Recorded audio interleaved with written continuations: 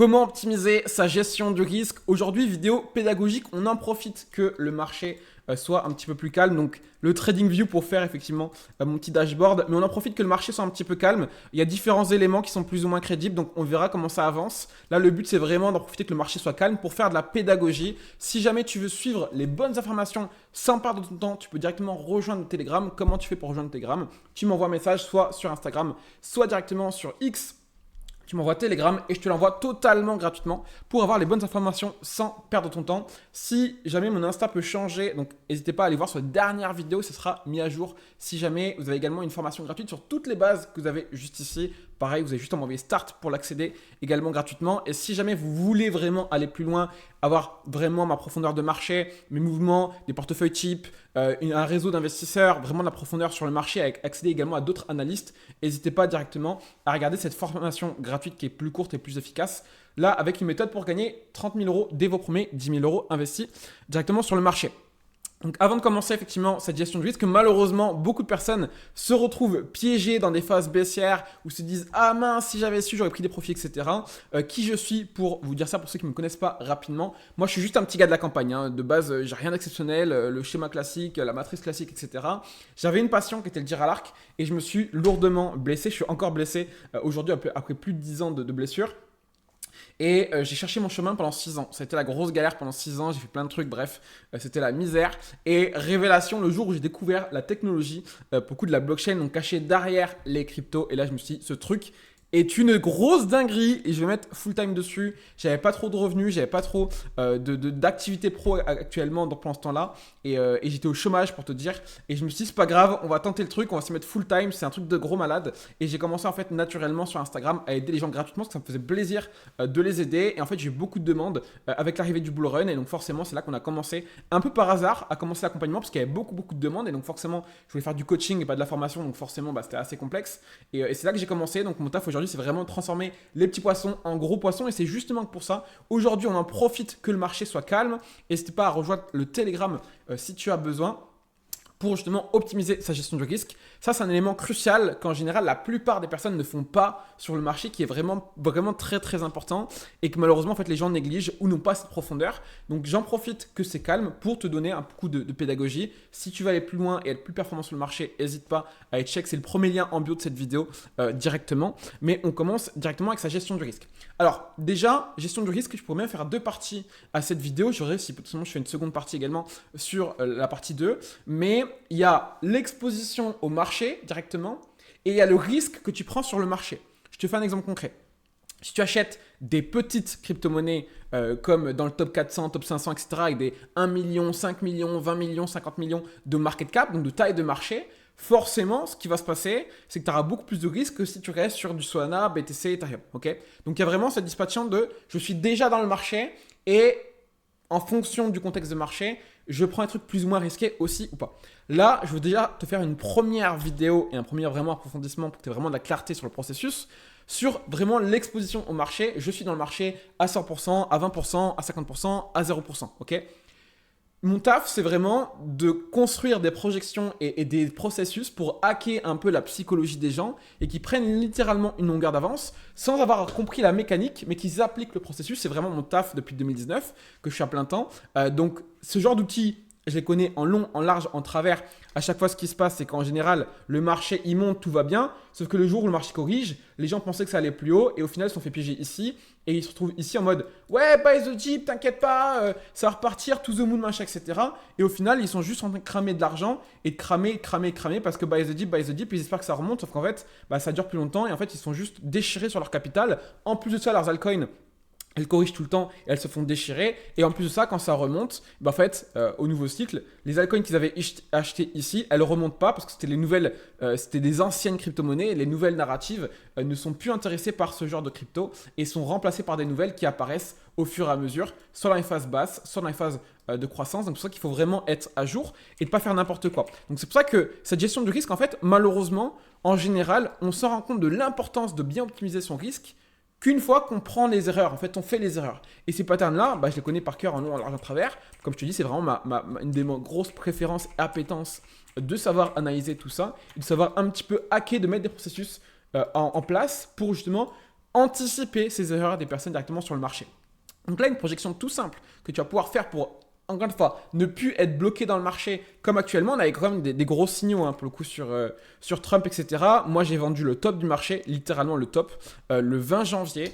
Donc, on peut toujours optimiser à chaque fois, mais si tu n'as pris aucun profit aujourd'hui, tu as fait vraiment des erreurs. Tu as fait vraiment pour le coup des erreurs. Donc, remettons en question par rapport à ça. Il y avait, à mon sens, au moins un minimum d'optimisation à faire par rapport au risque, parce que là, on ne sait pas encore combien de temps le marché va reprendre pour se relancer, et malheureusement, si tu avais un petit peu mieux optimisé ta gestion du risque, tu n'en serais pas là, et tu ne serais pas forcément bloqué autant que tu es dans la sauce potentiellement aujourd'hui, ou alors si tu es bien entre guillemets optimisé, eh bien regarde cette pédagogie-là, ça pourrait également te servir.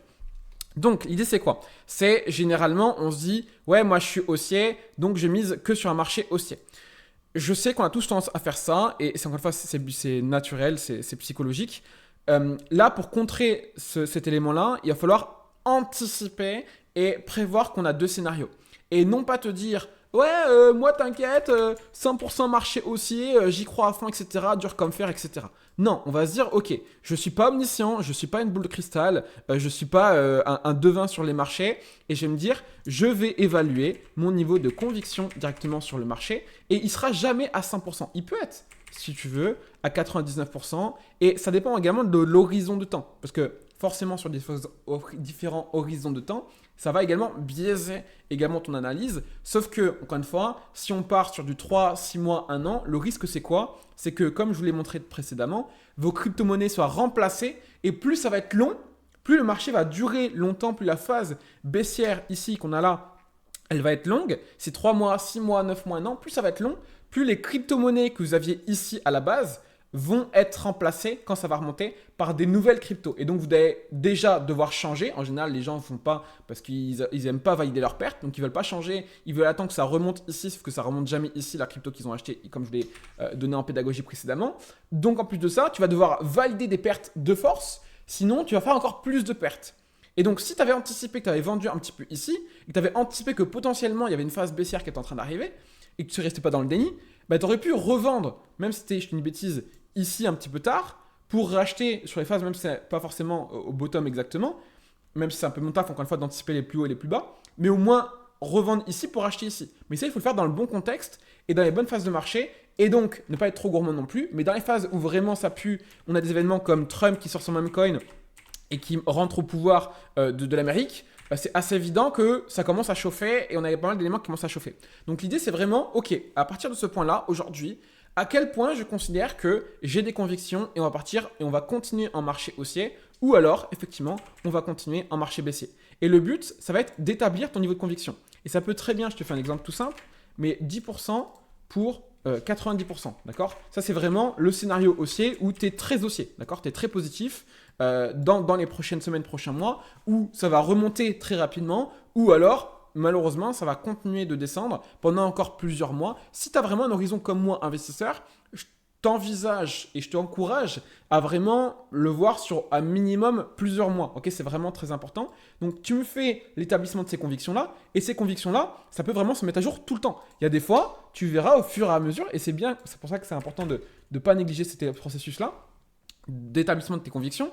En fait, il y a des fois où ça va varier. Il y a des fois, tes convictions seront à 70. Il y a des fois, elles seront à 10%. Il y a des fois, tu vas être plus optimiste. Elles vont remonter à 30% alors que c'est un piège baissier, mais ça va être que temporaire. Et en fait, ton niveau de conviction, comme ça, il va varier. Il va varier en fonction des temporalités, en fonction des événements, en fonction des crashs, en fonction si le sentiment est épais. Parce que tu vois que c'est un peu comme quand on est bourré, le sentiment, il nous embarque, on ne s'en rend pas compte. On a une perte de prise de conscience par rapport à ça. Donc ça, c'est vraiment crucial.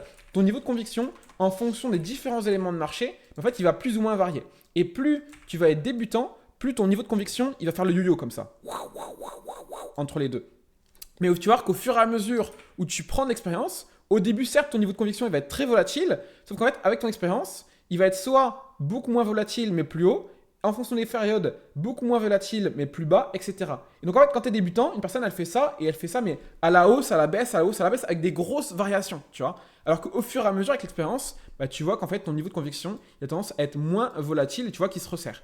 Mais là, tu vois, on est sur un niveau où on a plus d'expérience, et là, on a un niveau où, à l'extérieur, ici, on a moins d'expérience, tu vois, tout simplement. Donc, j'aime bien faire plein de schémas aussi, mais le but, c'est que tu restes clair par rapport à toi. Donc, vraiment, établir ce niveau de conviction, c'est vraiment, pour le coup, la première des choses à faire, ok? Une fois que ton niveau de conviction, il est posé, encore une fois, ça va être une moyenne qui va se lisser plus ou moins au fur et à mesure du temps. Ne reste jamais à 100% dans oui, ça va monter, non, ça va baisser. C'est vraiment crucial d'établir ça. Si vraiment tu as un gros niveau de conviction, en mode oui, 95%, etc., et le marché n'a pas trop monté. Par exemple, je te fais un exemple concret, je vais essayer de reprendre mon graphique, mais je suis en bas de marché, entre guillemets, haussier, et je me dis, je suis juste, entre guillemets, en début de phase, je suis avant le dernier point plus haut sur Bitcoin, et je suis juste au niveau des 30 000 $. C'est pas grave à mon sens de rester all-in dans le marché, c'est pas très grave, ok? Par contre, à partir du moment où on arrive sur des niveaux où on a cassé les anciens plus hauts et qu'on commence vraiment à aller plus haut que la précédente, ou même qu'on se rapproche du précédent plus haut, donc là par exemple je te dis un exemple clé, mais si on repart en marché baissier, c'est un exemple, hein, ça aura changé au fur et à mesure du temps, etc. Mais retiens le mécanisme psychologique et pédagogique. Si on remonte, et qu'on est descendu pendant un an, c'est un exemple. Ça ne veut pas forcément dire, encore une fois, j'ai des convictions qui sont plus ou moins arbitrées et qu'on voit dans les différentes autres vidéos. Okay, mais l'idée, c'est que si on descend dans une phase qui, plus elle est longue, plus la remontée à l'approche du point plus haut, plus ça va être une phase à risque. Okay, parce que ça sera une phase qui aura vraiment accumulé pendant longtemps. Et donc, s'il y a accumulation pendant longtemps, dit potentiellement plus de prise de profit. Si on remonte rapidement, il y aura moins de risques à être ici, ok? Parce qu'il y a eu moins de delta entre la phase d'accumulation et la phase d'accumulation que tu as ici, ok? Donc c'est vraiment également en fonction de la temporalité de l'accumulation que ça a également pour le coup duré, ok? Donc c'est vraiment à prendre en compte. Et là, tu vois qu'on a une longue accumulation et qu'on est reparti. Donc forcément, quand on approche du point le plus haut, au niveau même déjà des 60 000 $, on est déjà à une phase qui commence à être à risque, ok? Donc déjà là, tu pourrais effectivement te remettre en question en mode, ok, c'est quoi ma gestion du risque? C'est quoi mon niveau de conviction actuellement sur le marché en fonction du marché baissier, du marché haussier, etc. Ok? Ça, c'est vraiment important de comprendre ça. Il m'a fait n'importe quoi parce que je suis passé en weekly, en hebdomadaire. Donc l'idée, c'est ça. C'est vraiment remettre en question et de pas te dire ah je me mets des œillères et non je suis 100% en marché haussier, je suis 100% en marché baissier. Ça, la réalité c'est que ça ne marche pas et je t'invite toujours à avoir un niveau de considération, ok? Et donc effectivement, si on n'est pas du tout à l'approche d'un précédent ATH depuis plusieurs mois, etc., c'est pas dérangeant entre guillemets, à mon sens de rester entre guillemets all-in dans le marché. Si on n'a pas eu des grosses croissances ces derniers temps sur le marché, si on est largement en dessous du dernier point plus haut et qu'on n'a pas eu de grosses croissances ces derniers temps. Ok, là, aujourd'hui, si vous regardez la vidéo aujourd'hui, ça fait juste 3 mois qu'on est de la correction. On peut repartir à hausse comme on peut continuer aussi plus bas. D'accord? Donc, il est des fois, malheureusement, un petit peu triste de se dire ok, je remets à jour mon exposition au risque tard. Mais encore une fois, il vaut mieux tard que jamais. Ok, donc ça c'est, je vous incite pas à vendre directement aujourd'hui si vous l'avez pas fait. Vous auriez dû le faire avant. Ok, cette vidéo là, c'est une vidéo que j'ai fait sur le top de marché et directement en interne également juste après, qu'on a fait pour remettre les gens le plus tôt possible en interne à jour et qu'ils ne négligent pas cet élément-là. Donc là, je vous le partage, c'est quelque chose qui pourra vraiment vous servir à vie. Donc vraiment d'évaluer votre niveau de conviction et ça peut se faire en tout temps. Vous pouvez le faire même tous les mois. Tu mets hop un petit rappel sur le calendrier. Tous les mois, je me mets un rappel, tous les 5 du mois, tous les 3 mois, tous les 2 mois, etc. Je me fais un rappel de mise à jour des convictions. Je me rappelle de la vidéo d'Antoine. Et il y a des fois, tu vas voir, où ça va être seulement 70% et d'autres 30%. Je vais garder cet exemple-là, ok? Pour le marché haussier et pour le marché baissier. Tac, tac, tac. On va se mettre là en vert parce qu'on est haussier et là en 30% baissier, ok? Donc, par rapport à ça, le but, ça va être également de t'adapter par rapport à ton niveau. Plus tu vas avoir un niveau qui est poussé sur le marché, plus tu vas pouvoir te permettre d'être exposé de manière agressive. Plus tu es débutant, plus il faudra avoir un 50-50. C'est-à-dire que si j'ai un 70-30 et que j'ai par exemple un gros niveau dans le marché, on va faire que par exemple je peux être, on va dire, si j'ai un 70-30, je peux me permettre d'être à 80% dans le marché et à 20% hors marché. Donc là, je vais te mettre, hop, hop, pour que ce soit clair pour toi. Tac. Ouais, ben non, évidemment. Tac. Tac. Donc là, on va dire que je suis à 80% dans le marché et 20%, je vais mettre en blanc, ou blanc, c'est le hors market. Ok, je ne suis pas du tout dans le marché. Tac. Donc là, on va dire qu'on a un profil assez avancé et qu'effectivement, je peux me permettre d'être plus agressif, même si j'ai 30% qui sont négatifs ici. Je pense que je suis haussier, je me fais confiance, donc je peux être plus agressif. Par contre, si j'ai un niveau débutant, avec le même ratio de conviction, je vais me dire, je vais peut-être être ok, tant pis, je suis à 65% dans le marché et je suis donc à 35% hors marché. Pourquoi? Parce que je suis plus débutant et que je vais devoir accepter d'être plus large. Et si vous ne faites pas ça, vous allez vous faire torcher. Je vous le dis, vous allez faire torcher par le marché. C'est une vérité. Là, j'ai un niveau plus avancé. Là, j'ai un niveau débutant. Ok, ça, c'est vraiment crucial de comprendre ça. Donc là, on est vraiment sur l'exposition au marché. C'est vraiment... Là, j'ai mon niveau de conviction et qui va être en correspondance avec mon exposition de marché. Je galère à faire 3 choses en même temps là, en même temps de la vidéo, mais c'est vraiment mon exposition de marché. Pourquoi? Oui, ok. Exposition de marché. Donc là, c'est vraiment niveau plus avancé, niveau débutant. Et donc en fonction de si, par exemple, je switch. Et donc vous allez voir que, encore une fois, comme je vous l'ai dit, ça va être plus volatile. Des fois, vos convictions vont monter, vont descendre en fonction du scénario haussier, enfin, du scénario baissier, en fonction des éléments. Et des fois, vous allez être biaisé parce que, par exemple, s'il y a une bad news, bah, tu vas passer à 40% et tu vas te dire, oh là là, un tel qui est trop fort sur le marché, que j'aime trop bien et tout, c'est un super analyste, etc. Il me dit que ça a super craché. Bah là, ton niveau de conviction, il va chuter. Mais c'est pas pour autant que tu aurais dû vraiment changer. Donc faites gaffe à ça, ça va être assez volatile. Le but c'est d'avoir une moyenne, d'avoir assez de recul. C'est pour ça que ne le faites pas non plus tous les jours, trop souvent, toutes les semaines, etc. Faites-les régulièrement quand vous avez besoin. N'hésitez pas à faire un peu un reset mental et à repartir de zéro, ok, par rapport à ça. Et donc si j'ai un niveau de conviction 60-40, bah là on va dire que j'ai un niveau effectivement avancé et un niveau, hop, ici, débutant. Je vais changer du coup mon niveau de conviction par rapport à ces éléments. Ok, exposition de marché, si j'ai 40%, je vais peut-être être beaucoup plus agressif parce que ça, c'est le niveau où je suis avancé. Donc, je peux me permettre d'être beaucoup plus agressif et même carrément inverser le ratio, avoir seulement 20% du coup dans le marché et 80% hors marché. Ok. Et donc là, pareil, le débutant, je vais me permettre du coup d'avoir quelque chose de moins agressif. Donc là, si j'ai 40%, je peux me mettre par exemple 40%, voilà, tout simplement, assez basique, 60% dans le marché. Et vous voyez que, en fait, la personne qui est avancée ici, lui, il est baissier dans son scénario, ok? Donc, il a plus d'exposition hors marché parce qu'il sait que si on a une relance de marché, il a confiance en lui et il va pouvoir analyser qu'on repart. Par contre, le débutant, c'est quoi? Il va dire, oh là là, on repart. Il va buy the dip, entre guillemets, et en fait, il va juste acheter un rebond. Et en fait, on sera toujours en phase baissière à chaque fois comme ça. Sauf qu'en fait, il aura juste acheté, entre guillemets, le top local et il va se faire déchirer. C'est pour ça que, pour moi, si vous avez moins de niveaux sur le marché, vous comprenez la pertinence d'avoir plus de niveaux sur le marché, se former, d'être accompagné, avoir un bon environnement, etc.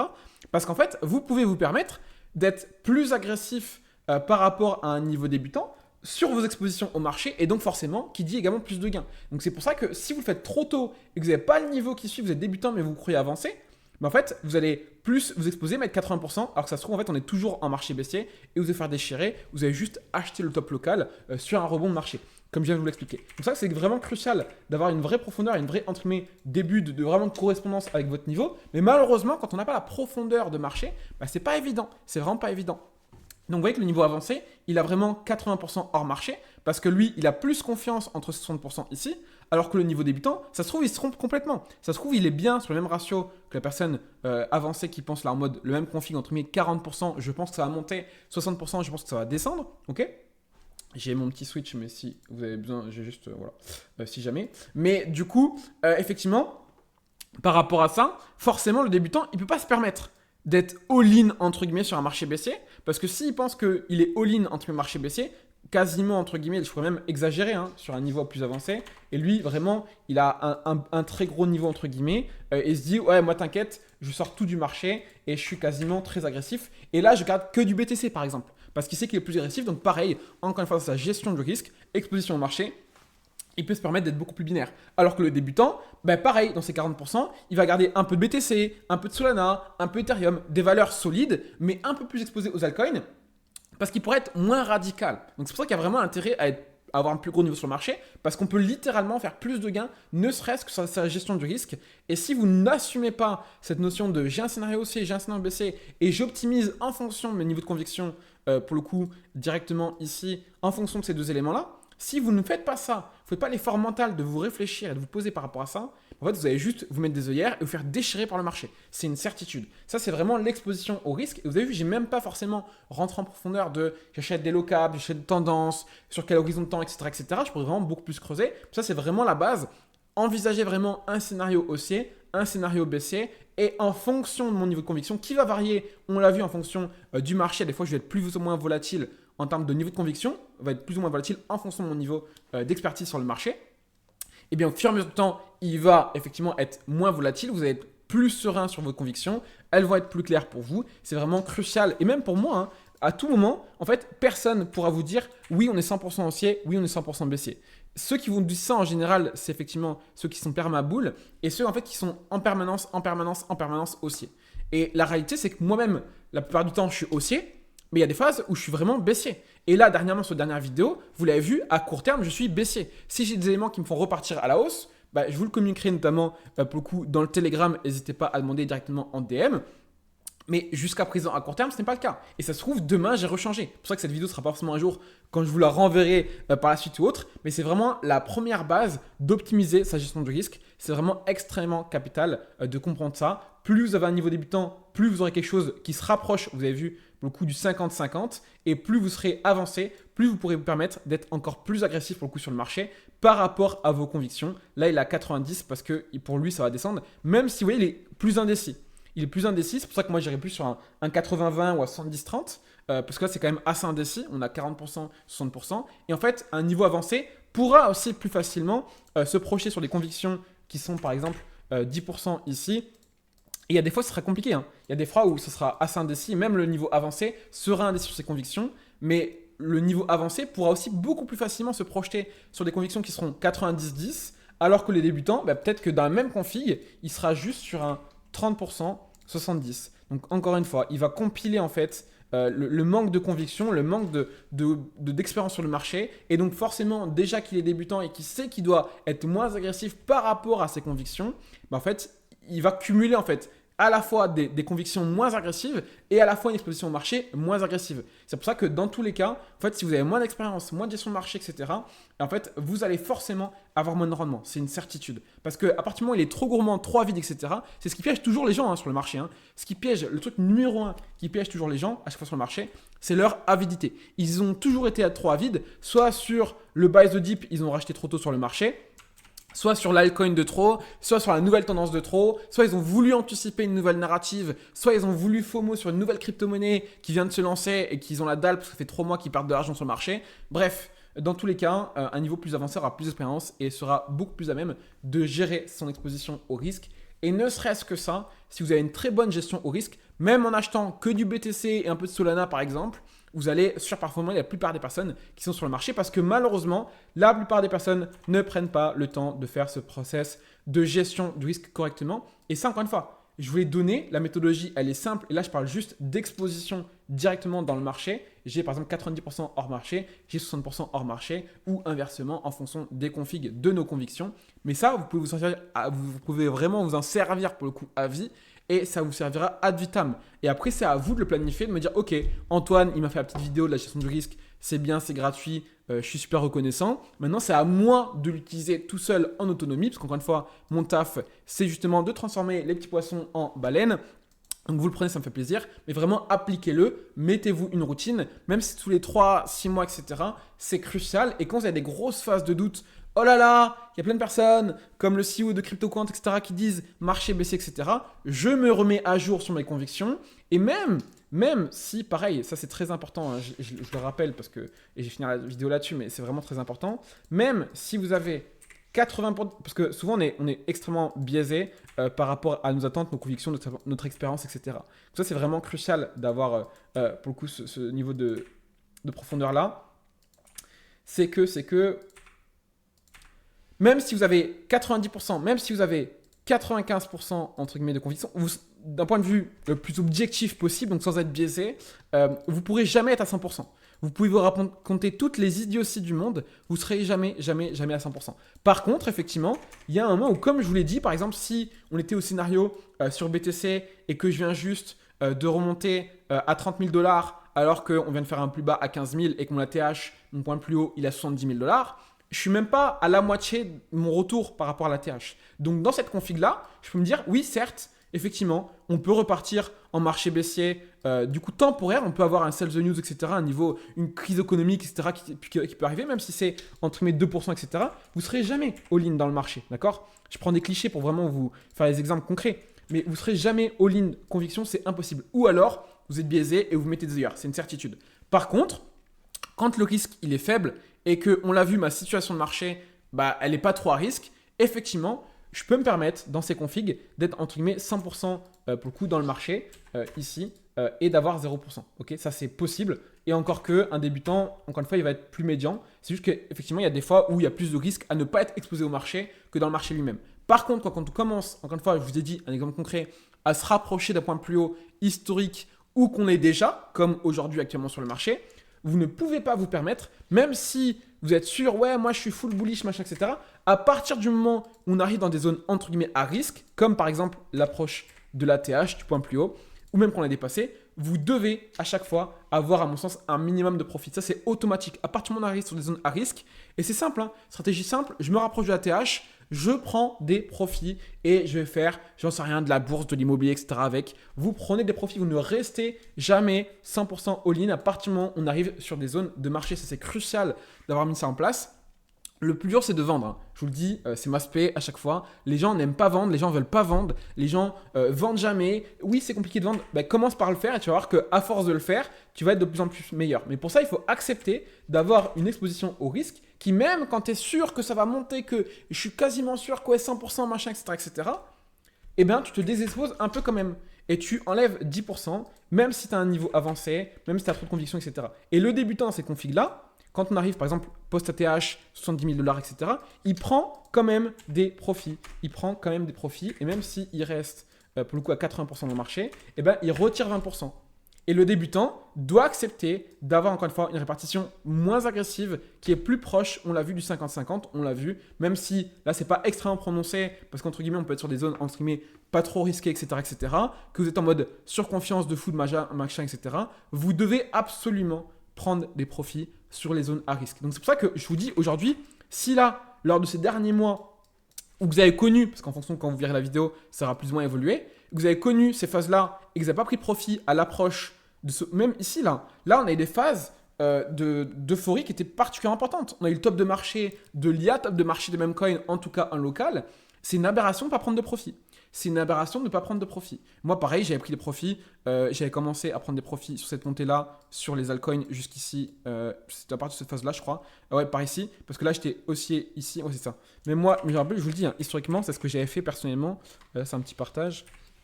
Je vais vous le mettre en gros. Mais parce que là, tout le monde était en mode hésitant, ouais. Tout le monde voulait que ça corrige encore. Je me rappelle parce que je faisais des posts en mode les gars, non, c'est planètes sont alignées, on va faire que monter entre guillemets encore. Et il y avait le sell the news potentiellement de l'ETF qui a effectivement fait un sell the news, vous le voyez ici. Et après, on est reparti. Moi, ce que j'avais fait, c'est que cette montée-là, j'ai pris pas mal de profits, là pour le coup, sur pas mal d'alt, etc.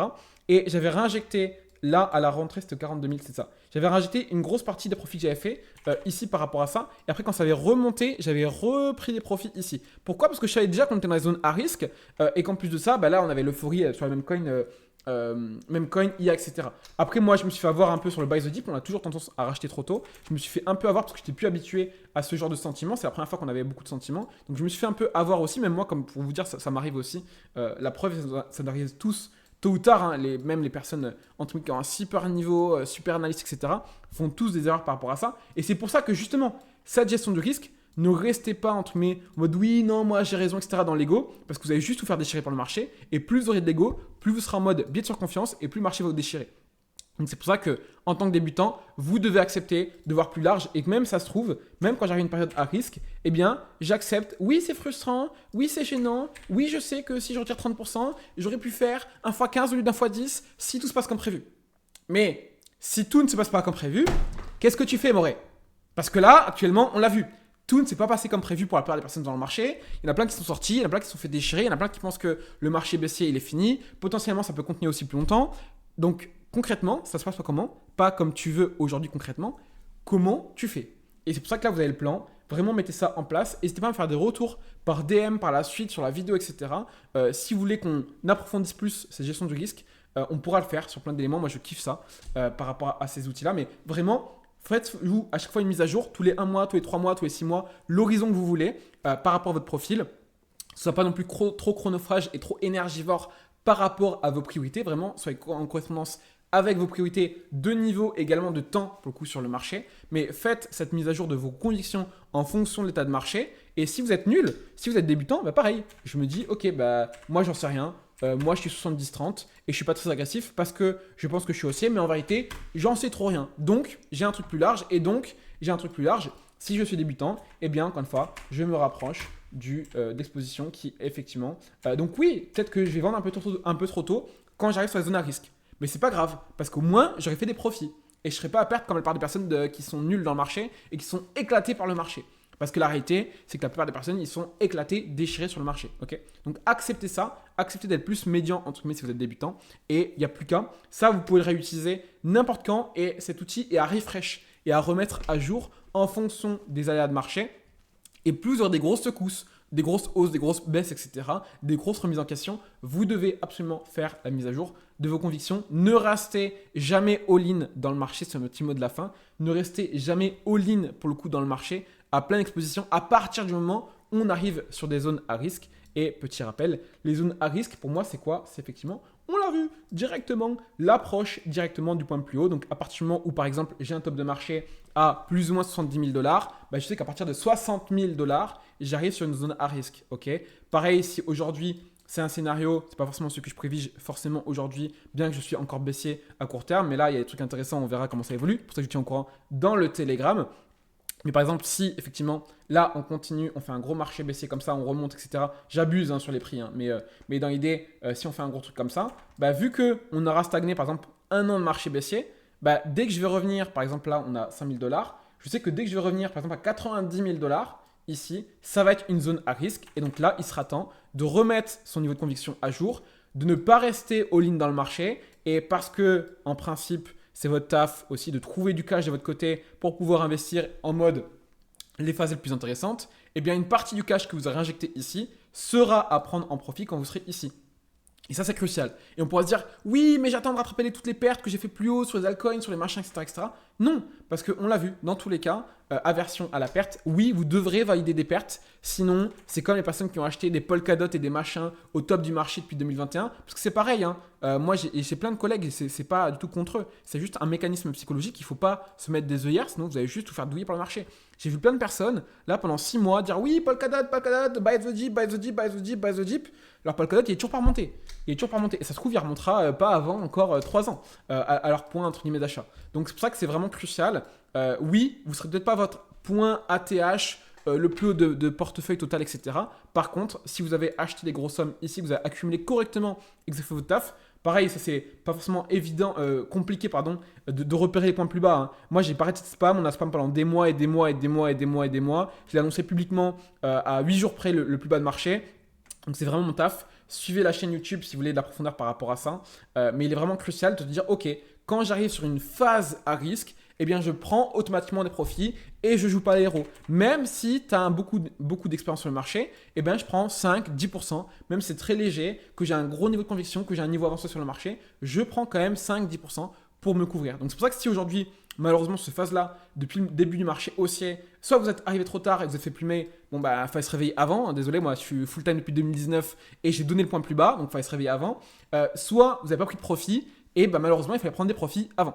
Donc ça, c'est malheureusement, c'est un peu tard de se réveiller maintenant. Mais il vaut mieux tard que jamais, encore une fois. Donc si vraiment vous êtes en galère, vous êtes full exposé au marché, n'hésitez pas à venir en DM et je pourrai essayer de vous aider au mieux. Si vraiment vous êtes en galère, vous m'envoyez directement help directement en DM et je pourrai vous aider avec plaisir. Sinon, on se trouve directement dans le Telegram. Petite formation gratuite. Et si jamais vous voulez aller plus loin, on a la petite formation gratuite directement où il y a un maximum de valeur pour gagner 30 000 € dès vos premiers 10 000 € investis. Ne négligez pas ce processus et on se retrouve la semaine prochaine. N'hésitez pas à me faire également des retours. On s'abonne, on met des likes également. N'hésitez pas à donner de la force et on se retrouve la semaine prochaine.